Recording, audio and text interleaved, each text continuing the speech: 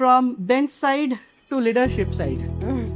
How this pivot has happened to you? This is not anything planned. Whatever happens, it happens because you pick up opportunities and you try to work with those opportunities, right?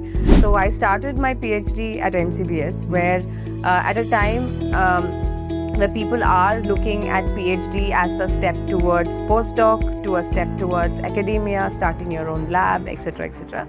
But I think in the second year of PhD, I knew I couldn't become a PI. Sometimes people look down upon other things, and the other unconventional jobs, people take it up when they don't get a position at a university as a professor. Do you believe that, standing at this today's time, we still have to follow that trend and there are more options has opened up? Yeah. You don't have to follow the trend at all. I think you just have to take a little bit of risk.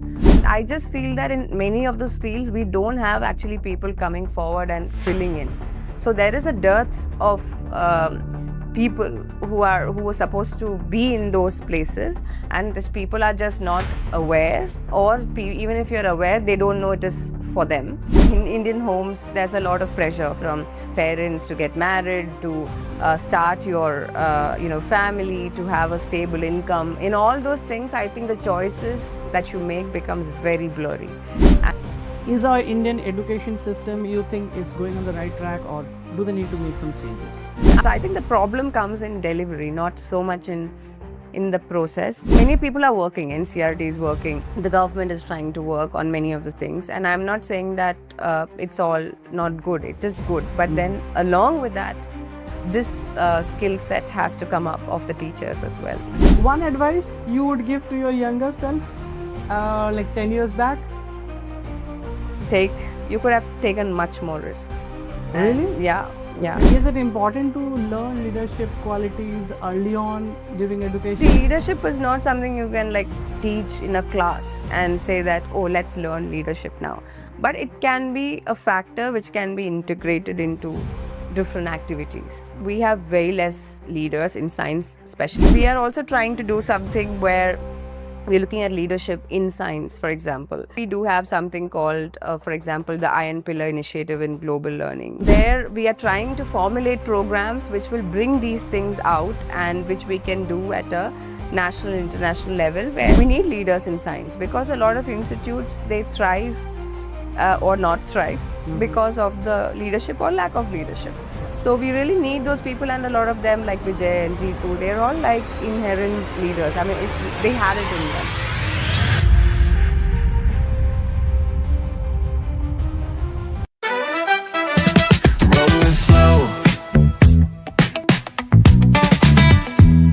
So, Dr. Ambika, thank you very much. And first of all, for your time. Second is, agreeing to come on this platform.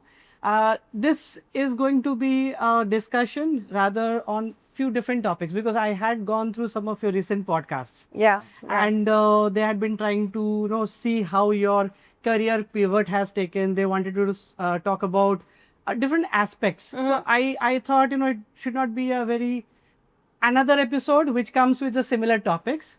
So I was just thinking, what should I be asking you so that I get a different aspect from your side. Yeah. So partly it will be obviously your career trajectory, because this is something which I don't see many people are doing it. So we'll start with that note for sure. Okay. But then briefly touching on those points, I'll go into a much different aspects of how different types of career options has opened up. Yeah.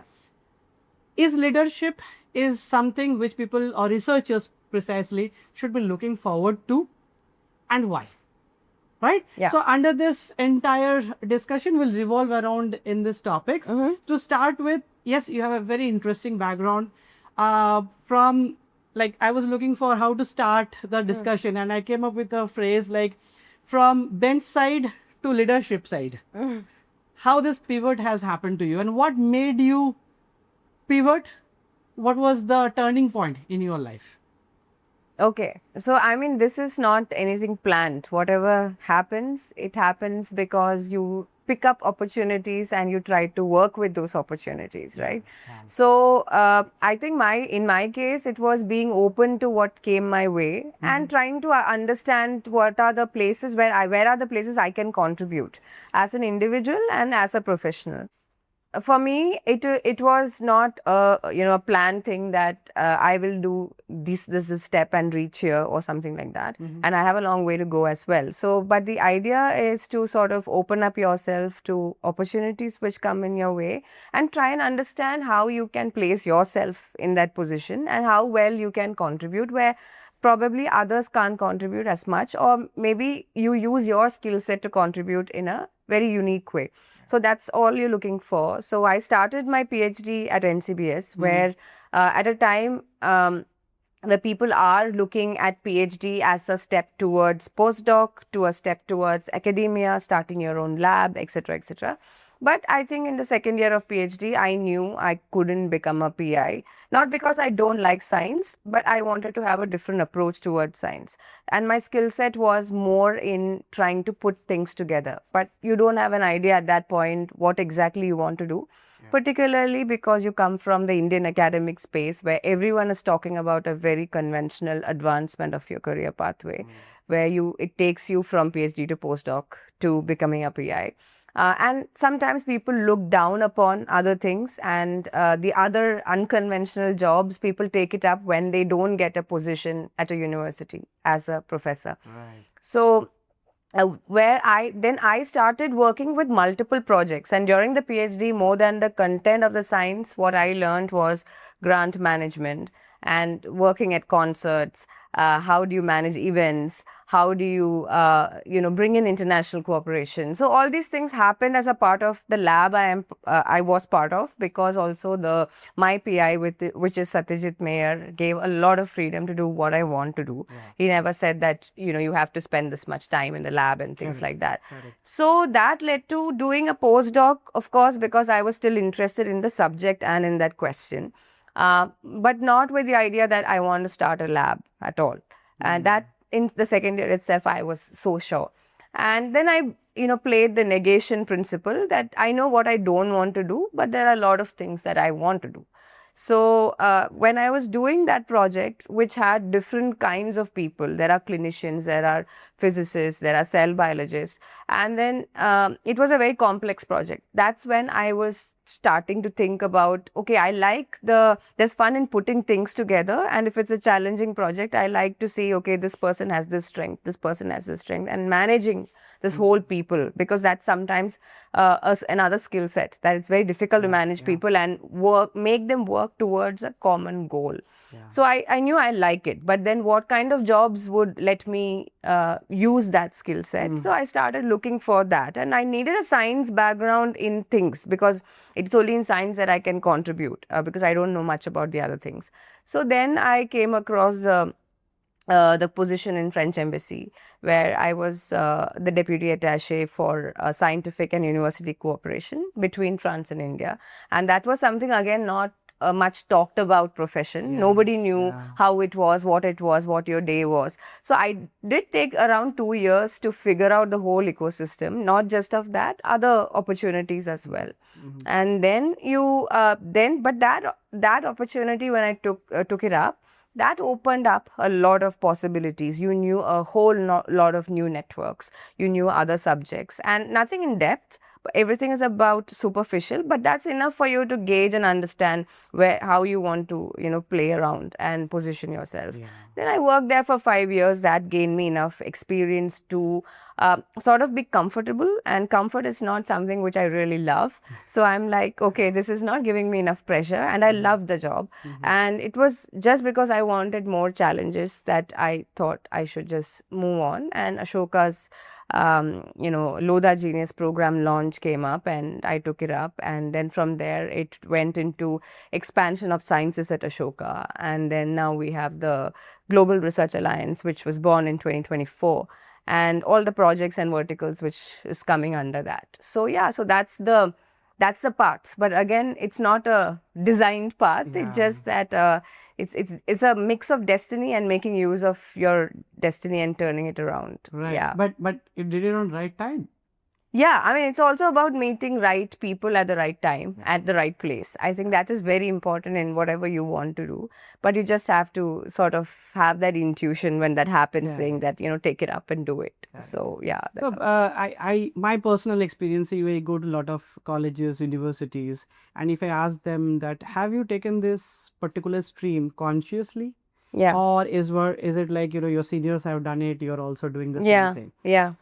Most of the people, usually their response is, my seniors were doing it. I was looking for options, masters, then what, PhD, and then eventually to postdocs, and that is the common trend, right? Yeah. Yeah. Do you believe that, standing at this today's time, we still have to follow that trend and there are more options has opened up? Yeah. You don't have to follow the trend at all. I think you just have to take a little bit of risk. Now, for everything you start questioning, what do I get at the end of it? I think that there lies a problem. Then you don't take that risk. I'm not saying take a risk where you just sell your house off or, sell yourself off.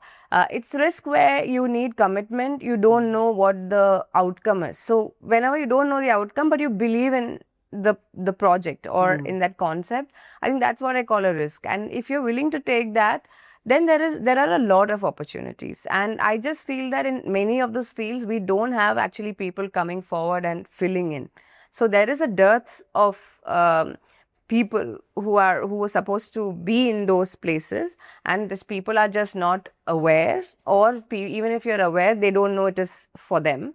And they're not willing to take that risk and say, okay, let me try it out. If I fail, that's fine. I'll go back or I'll do something else. So that flexibility is not coming because people are looking at stability. That's what we are taught. They're not pushing themselves out of their comfort zone? Yeah. Because also about societal pressure, what do you say, to your parents and things like that. I mean, I really fight with my parents for many of these things. And I just don't care about those opinions if I'm very convinced about why I want to do that.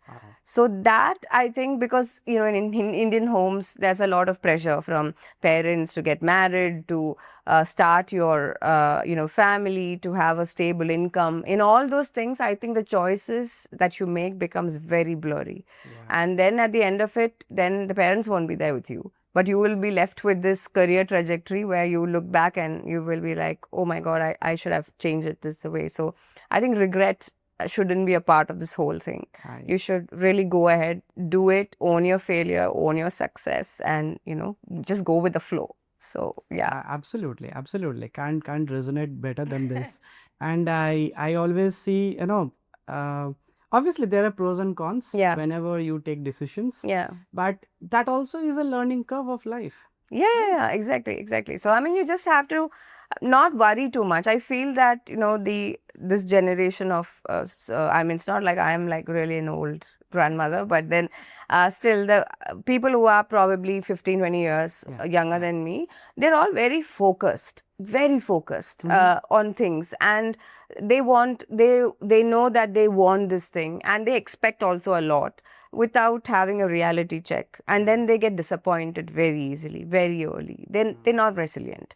So when you are like, after working in a place for 1 year, they expect you to be like a VP, and they look at a VP and compare yourself. But how did that person reach there? That's not what you're thinking. You are like, oh, suddenly I am working so hard, and then I want my incentives. But have you actually thought, what have you actually done? Not working hard is something else, and how much are you contributing, and where can you see the trajectory? So have some patience. Things will come around. But you just have to trust the system and move forward, as long as the working conditions are completely okay and you have the freedom to do what you want to do. Yeah. So. But this generation is losing out on patience. Yeah, big time. And as you said, two aspects I have. One is, compared to like 10 years back, these days you have a beautiful phone in your hand, and it has lots of information. So if somebody says I don't have information, I don't believe it today, at least. Second thing is, yes, options, if you just Google it out, and there are a lot of chatbots are there, they're all at your disposal. They can give you all of the options. Despite all that, again, is it just the comfort zone or the following the trend? Why people are not taking risks? No, again, it's playing it safe. And also, when they're thinking about career, they are thinking about also image building, because that is also something which comes with social media, right? You want you want to create a certain image, a certain brand of themselves. And the high school students that we deal with, it starts from there. And they all have LinkedIn pages, and they are all trying to see how your everyday life event can be made into an event and be projected in front of the world. So there's a lot of thinking about how do you project rather than what you want to actually do. So the other things come into place, but you can't have a tick box by 24 I will reach here, by 30 I will do this, and the amount of investment they are putting in terms of the money, just say that starting an SIP scheme or whatever, they do it at a very young age, and at that age I wouldn't even have thought about saving money. They're so worried about their future and retirement age and all these things, and they're very clear about it. But the thing is that life doesn't go that way. Correct. But the problem is, if you just go like a diagram which is going from one dot to another dot, then I think it'll be very difficult to adapt. I think the skill of adapting to how things are going, and you should be like a river which is flowing through the rocks and stones, where you sort of make your way through. But if you don't do, and if you just go there, you're going to get stuck with a stone there, and that's a blockage. So that is what is happening, because you're just so set in your mind that I want to be this in this day age. I want to do 2 vacations. There are people who even say that I want to do 1 international vacation in 2 years, and then 2 vacations domestic in a year. You're planning so much. Is that actually needed? If you want to go, just pack your bag and go. Otherwise, don't go. Just go. Just go outside. Most so of the time. all these kind of things, again, it's very visual, which comes from social media, where people are also portraying their life in a certain way, whether it's LinkedIn or Instagram. I mean, 2 different media, but I think the messaging is sometimes very similar. So when you look at it, you look at other people's life a lot. There is more visibility towards other people's life, where earlier you didn't have so much. You might know your neighbor, you might know your relatives, friends, that you might not know in the world what each person is doing. Then you start dreaming or thinking that way. And dreaming is good, but then thinking, I think, in that way is a problem, because you are getting more real. Dreaming, you know it's a dream, so it's fine, you can just keep dreaming. So but when it's real, I think then it's a problem, because you're just stuck to that. And then when that doesn't happen that way, that's where you actually face this thing. So it's not about really receiving or not having information. It's just a matter of all the information that's coming in, that's turning them into something else, where they are not able to come out of that. They're just going in that line. So Yeah, well said, well put together. Like you have Lodha Genius program, right? And when I see the age group which you have targeted, again coming to that only, because those generations you are trying to extend them or give them a platform so that future leaderships or future people can be built. So is there anything else in that thought process when that designing of Lodha Genius program was going on? Yeah, so there we are not only concentrating on students learning the science and math. Of course, there's a human part to it. I always say that we really want them to be good human beings who can collaborate with people and just not see things about themselves. And also, if you want to really do something in a larger scale, these people who have, let's say, get trained in that program or other programs as well, should also create a ripple effect. Now, they have to also think of starting something, not a program, but it can be anything. It can be an industry, it can be a startup, it can be a community movement, it can be, I don't know, a community of poets coming together. It can be anything. So something that also stimulates the others around you, so that this one person's effect goes into, let's say, 100 people, and those 100 people creates effects to another. So it's like, goes exponentially. That's when you can actually create changes, because otherwise, with 100 and 300 people, what change are you going to actually bring, other than probably in the neighborhood and people who are associated with them. But the idea is to also make sure that they come and put back something for the country as well, and not see it in a very selfish way of building their thing, but not integrating the aspects of country where you need to think about that a little bit more. In this line only, I have two aspects. Like one is post research and one is in the school.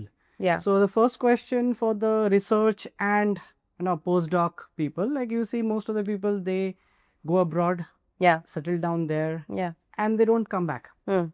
It's a loss for the country, Yeah. right? Yeah. And that has been the trend. Mm. People try to come back at times also, but they might not be getting that enough opportunities, or what the number of factors are there.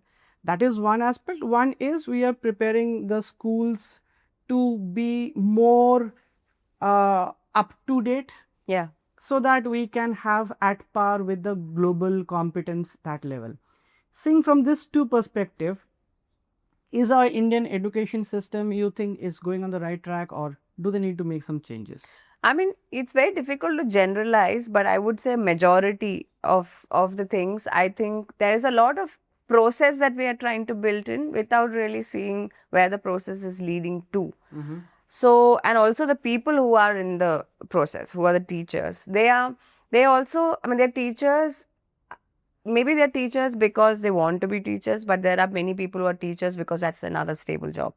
There are teachers because my husband or a wife lives here, so what job can I get? And they're there. So they are not very passionate to really, it's a very powerful position, actually, a teacher, Yes. because that defines and shapes many lives. But sometimes you just see the mundane thing of, oh, I have to finish the syllabus, I have to get this test done, or I need my class to have this much percentage of success. But more than that, as an individual, this is a huge opportunity for you can, change lives. So I don't know how many people are actually thinking about it and really working with that passion. Very few people. So the content might be there, the processes might be there, but the delivery, that is very critical. And that's where we fail, not in the process and things like that. I mean, you can always learn. There's always, any information is good information. But then the problem comes when you can't really pick that up and deliver in a way which creates an impact, and not just as another step to pass a test, or get into the next grade or something like that. So I think the problem comes in delivery, not so much in the process. I mean, the process and delivery are sometimes quite interlinked. But I'm saying that the system, many people are working, NCRT is working, the government is trying to work on many of the things, and I'm not saying that it's all not good. It is good, but then along with that, this skill set has to come up of the teachers as well. So only then we can actually make sure that something is happening. Yeah. You have closely seen the education system in India. You had been in abroad also. You've seen that. What do you feel there is a difference, striking difference? Yeah. See, one thing is population. So the population changes everything. So the way you deal with a class, right? When a class is average size is 10, 15 people, is a very different approach. And the kind of things what a child gets from that is very different. But here, when you go to most of the schools, a class has 50 people, 60 students. How are you going to even do anything about it, right? So the problem starts from there.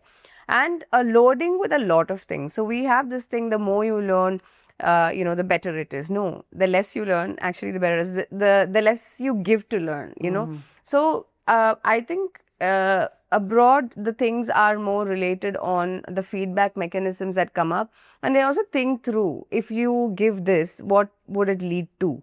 So that kind of a logical thinking happens right from the beginning. And this is very related to the reality of their surroundings or their everyday life. So when they're teaching, so this is the IB system, what we have right now. Yeah, so where you ask a question in science, but then you take the children to the, I don't know, farm next door, ask them to stare at the trees and try to understand what is pattern, look at leaf, understand what pattern is. So, but that you cannot do in a 60 pupil class. It's very, very difficult. And but then some of the systems like IB is very close to the international curriculum and how it is, and but the others are like drowning in resources, don't have so many teachers to manage 60 people, and you have so many like, you can't like build so many schools because just the population is so much and you have to educate all of them. So there is a difference. And also in your daily thing, yeah, your civic sense, for example, right? and how you actually talk to a person. And all these things are also part of education. It's just not about arts, history, and science. It's also about these little things which are taught very well. And so if you look at a population abroad, most of them behave in the same way. Most of them. You can really predict. Somebody who steps over will always say, oh, I'm so sorry, I did that. And they step back. Here, some people are like that. Some other people are like on you.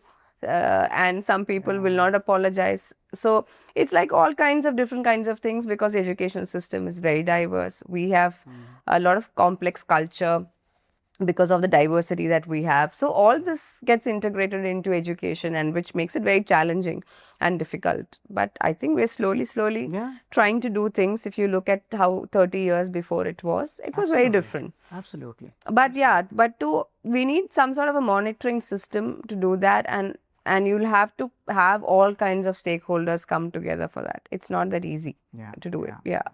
What is one thing you had to unlearn? Because when we are in a one set of system, and then you get an exposure of a different atmosphere where you find something, oh, this is something which I have not thought. It happens at times, right? Yeah. So first thing, is it important to unlearn at times? It depends on the context. So if you are adaptive, I think unlearning comes there. It's very easier. I mean, if you're like sticking to something, that's when unlearning is difficult. But otherwise, every day you're unlearning something. You're constantly changing something. And every small thing is unlearning. Sometimes you think, oh, this approach works, but then you figure it out, okay, in this context it doesn't work, and then you try out something. So there's already unlearning happening there. So it's unlearning and learning both happening. Perspective, how you're seeing. Yeah, exactly. But you have to be ready to unlearn till you die, because I think there's no stop to it, right? I mean, you have to evolve constantly, and you also have to reflect a lot. And stop and reflect and see what is that you want, where is it taking, even if it's a project, why are you doing what you're doing, and not like blindly start doing because your founder told you that is how you have to. So a lot of people are hierarchical in their functioning, and then I think at some way they lose the thought process, because this is what you're asked to do. Correct. So, but in an environment like Ashoka, for example, you do have a lot of freedom that way. So you have time to pause, reflect, understand what it is. And people support you if you have clarity of thought, if you know what you're doing. Nobody is going to say that, oh no, you have to just listen to me. So I think that it also depends on where you're working. So yeah. True. That I think that ecosystem should also support. Yeah, support it. Yeah. That's great. But because as you had also assumed a leadership role, right? So is it important to learn leadership qualities early on during education, or?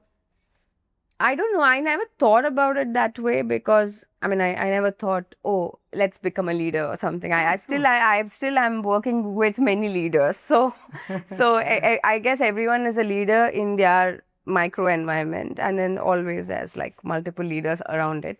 But I think the idea, leadership is not something you can like teach in a class and say that, oh, let's learn leadership now. But it can be a factor which can be integrated into different activities.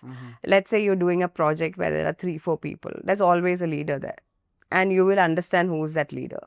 And so, and you should also look around you. Am I the leader? And things like that. And so what is working? And do you want to lead it? Then you see what is working. And leader doesn't mean it's a dictator. Now it's totally different things, right? So, but if you really want to be a leader, you should also understand people around you, what they want, and why do you want to become a leader? And these things are something that you have to consider. And so you will have to sort of integrate these thoughts into the things that you're doing as well. Because, and also talk to people, of course, who are great leaders. That will also give you some insights. But I really feel that we have very less leaders in science, especially. Management schools have great ones because they have a lot of opportunities for doing this. So they've integrated well this leadership and courses. So, I mean, we are also trying to do something where we're looking at leadership in science, for example, and how do you come up with programs which projects that element, not like a leadership school or something, But we do have something called, for example, the Iron Pillar Initiative in Global Learning, which this is our newest project.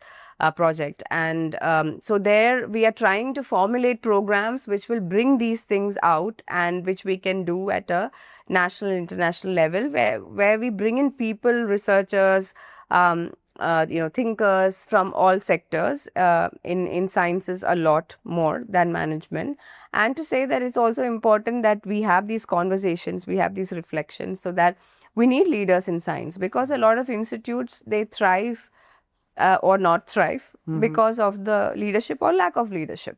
So we really need those people, and a lot of them, like Vijay and Jeetu, they're all like inherent leaders. I mean, they had it in them, and it's not because they were taught by somebody that there is, but we need sometimes to create it in an organic, structured way. So I think we need courses which are not on leadership, but has those integrative aspect on making those people, and also creating the fact that leadership is extremely important, because otherwise, how much ever hard you work at the ground level, things can crumble down, and nothing will really happen. Yeah.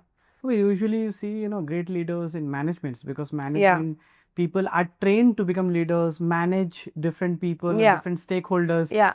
In research, we don't see that. That's not a common culture, right? Yeah. I mean, science management is a new term which people are saying now in India. I mean, it was there outside. But then science management is a very interesting place, because normally, I mean, before, what you see is, even now actually, the dean of a institute or a vice chancellor, these are people who have done a lot of the academic stuff, and then they are, because they have some experience, they're coming into management. Then they are actually doing that. They are actually doing the administration. But I feel that people who are much younger should come into it.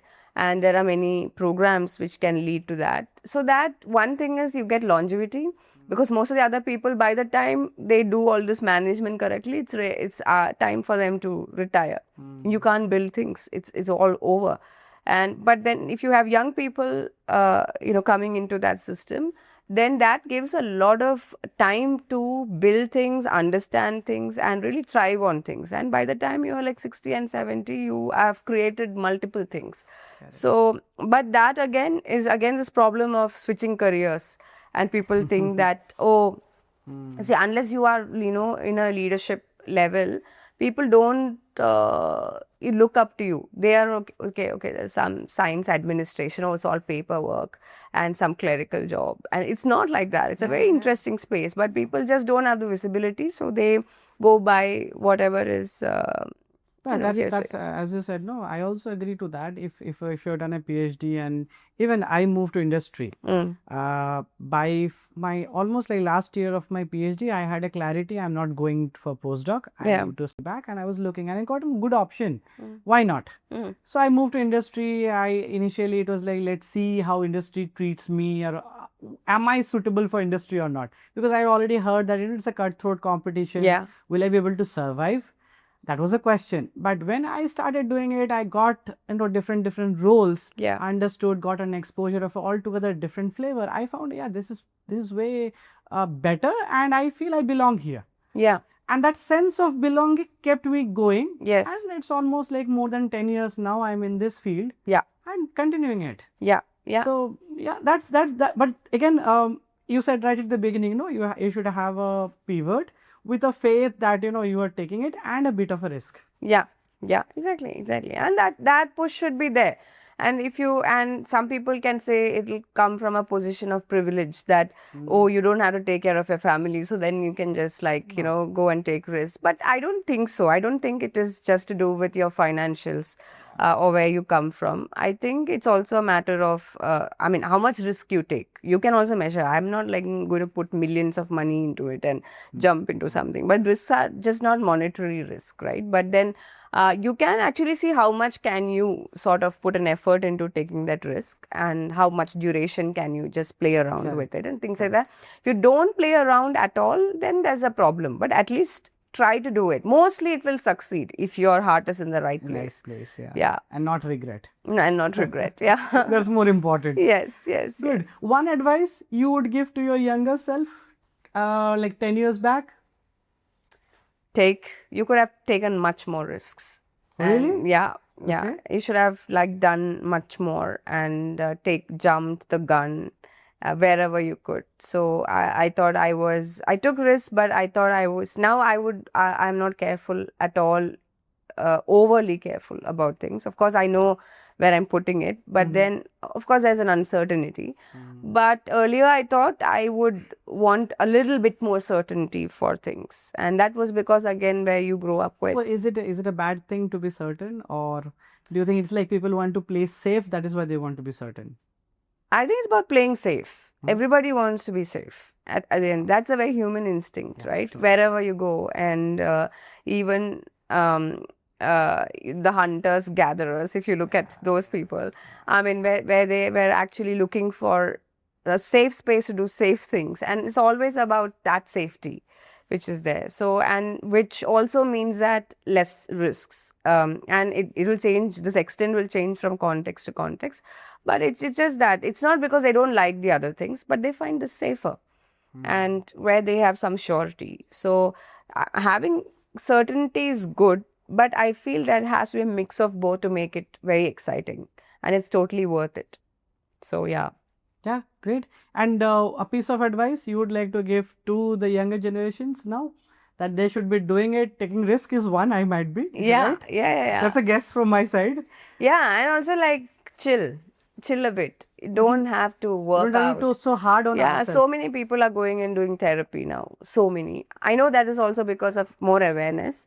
But I'm just saying that you don't have to just find a friend. Why can't you find a friend? Why can't you open yourself to a person who is very close to you? You don't really need professional help all the time. Just because there's more awareness doesn't mean that you all have to go for that. That's also because you're also very stressed unnecessarily about many things, and you're coming from a very secure space. So even 0.1% insecurity or when you're feeling it's not safe, you cannot unsafe. You cannot handle that. So handle it a little bit more, be patient, be resilient, and then things will come. Don't worry too much about things. Do what you love, and everything will come and fall into place. It's like universe is really conspiring. Do you believe in manifestations and that part? I do a lot, because for me, I think a lot in my life is that, and I don't know what it is, but then I really believe that a lot. If you really want something, it really happens, and so from somewhere. So yeah, but you have to work towards it also, but it'll happen.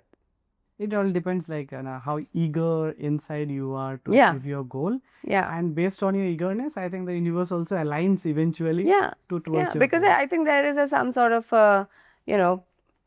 plan that is always there, because why are you meeting some people certain times? And if you just think back, if you have met that person at some other date, some other time, all those things would have changed. So it's like a lot of sequences playing around in everyone's life, which is all connected. Correct. And then it all comes together at some point, and things happen. And I don't know why it's happening. And if you say that, okay, maybe if we reverse the sequence, something else will happen. Yeah, something else will happen. Even your birth is that way, right? If the egg and sperm, that egg and sperm didn't fuse, you were not born. True. So that's a probability. That's yeah. So probability is a very interesting field actually to look at these things, and what are the chances. And sometimes you always ask, what are the odds of meeting that, making that, or meeting that person? But sometimes you feel that there is a purpose, there is something for it to happen the way it has to happen. And I don't know why that is, but it's nice to believe in something, so you believe in something. So great. Maybe the last part is like, do you believe AI is going to change the way people are thinking, the way people are searching? It has already it's already changed. But change in perspective of how we are dealing with the education system. And so I mean, a lot of people are actually doing research in that, AI in education. See, AI is something which we cannot run away from. And only thing, as I said, it's adaptation, and how you adapt adapt this technology into your life, into education system, and how can you use it to your advantage. There's no point in running away from it. When computers came in, in the 80s and internet came in the 90s, people were like, oh, this will lead to loss of jobs. And, we shouldn't really encourage it and things like that. I still remember when I was a kid, my parents talking about it. My parents were for it. But then there were many people, oh, we shouldn't encourage this revolution and all those things. But then look at where we are, right? If we didn't encourage computers, so it's about evolving. Yeah. So all the job markets, everything evolved into something else. And now we're standing at a place where there's AI coming in. And so now if you look at 10 years down the line, the job markets, the demands, everything will change. Now, I think the thing which we can do is understand what is that change, where is the skill set required, and things which are redundant, you have to accept the fact it's redundant and upskill yourself. Yeah. Do things where you can actually put in your brains, which is why we have a brain and we're not robots. So you don't have to stick to one way of doing it just because that's been what has been happening for the past 10 years. So you can change your approaches, you can change things, and I think already many people are working on it. And I think instead of running away, run towards it. And then I think... embrace the change and adapt. Yeah, adapt, yeah. And then you will actually get into a new world. And 10 years down the line, something else will come. And then we will say about, look, 10 years back, AI was coming. And then we were talking about it. And, how will it affect job market? How are the, the courses become redundant? The assignments become redundant. So I think it will become like a, a nice... tale that you can talk about. Yeah. One piece of advice to the current generations who are looking for jobs and searching this, one piece of advice to them. I would say just don't search in the same place. Search everywhere. Wherever you get opportunity, read about things, talk to people, get perspectives. Just don't look at, oh, what is my pay scale? And just, I understand money is important, but that's not the only thing. And if you start looking just at money and your package right from the beginning, what you're going to lose is experience and exposure. And these two things are very important for you to reach your final destination. So all your juice can't be just money. Yeah. So, and what carries a lot more value is experience and exposure. So just give that a little bit more weightage and then look for things. Be open to things and don't look down upon any job, and do not follow Instagram trends. It's not very real. And do not look at LinkedIn. Just see what you want to do and just see that as platforms for you to get information. Not to follow trends, not to ape someone or not to live someone else's life. Live your life and do what you want to do. That's it. I think that's wonderful. That's wonderful. If anybody listening to this takes a bit of it, I think they are going to get a much more clarity onto what they are doing right now. I hope so. I hope so. The whole idea of doing these kind of conversations is also that we can talk to people we normally don't talk to. It's not a two-way conversation, but still that you can listen to something which you do normally not listen to, if it can make you think about it. So I think it's really nice what you are doing as a podcast for dealing with different people coming from different sectors, trying to project different things. I think that also creates a lot of impact. So congratulations to you for putting all these things together. Thank you. I think I could not have ended this on a better note. I am immensely, I would say, surprised, immensely enlightened, and I had few sparks of the way you have this energy to bring in your conversations are immensely good. Immensely good. You. Because that is where the role of a speaker, a role of a leader, a role of an influencer is. If with your words you can impact on someone's life in a positive way, I think that is the biggest thing you have. So congratulations to you for that, and thank you for coming to this platform. And I had a wonderful time discussing with you all these topics. Looking forward to have more such sessions maybe in some near future. Yes. But thank you for your time. Thank you so much for your time, and thank you so much for having me. I think it's a pleasure to have this conversation, and I've listened to your earlier podcast. So as I said, it's really nice that people like you put things together. So thank you so much. Thank you. Means a lot.